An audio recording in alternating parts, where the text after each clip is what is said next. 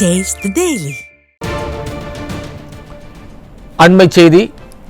நாமக்கல் அருகே கட்டுப்பாட்டை இழந்த தனியார் பேருந்து எதிரே வந்த லாரி மீது மோதிய விபத்தில் 3 பேர் உயிரிழந்துள்ளனர். இது குறித்த விவரங்களை செய்தியாளர் பிருத்திவிராஜ் வழங்க கேட்கலாம். வணக்கம் பிருத்திவிராஜ், விவரங்கள் என்ன பதிவு செய்யுங்க. வணக்கம்.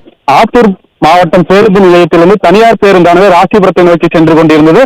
அப்போது நாமக்கல் மாவட்டம் ராசிபுரம் அடுத்த கோரையார் பகுதியில் பேருந்தானது சென்று கொண்டிருந்த பொழுது எதிரே வந்த லாரியின் மீது பேருந்து நேருக்கு நேர் மோதி விபத்துக்குள்ளானது. விபத்தில் பேருந்து ஓட்டுநர், லாரி ஓட்டுநர், பெண் உட்பட 3 பேர் சம்பவ இடத்திலேயே பலியாகியுள்ளனர்.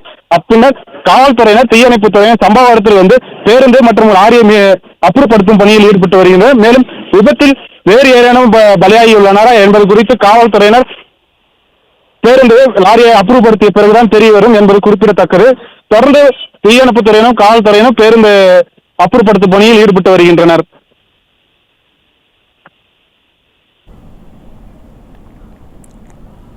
விவரங்களுக்கு நன்றி பிருத்திவிராஜ்.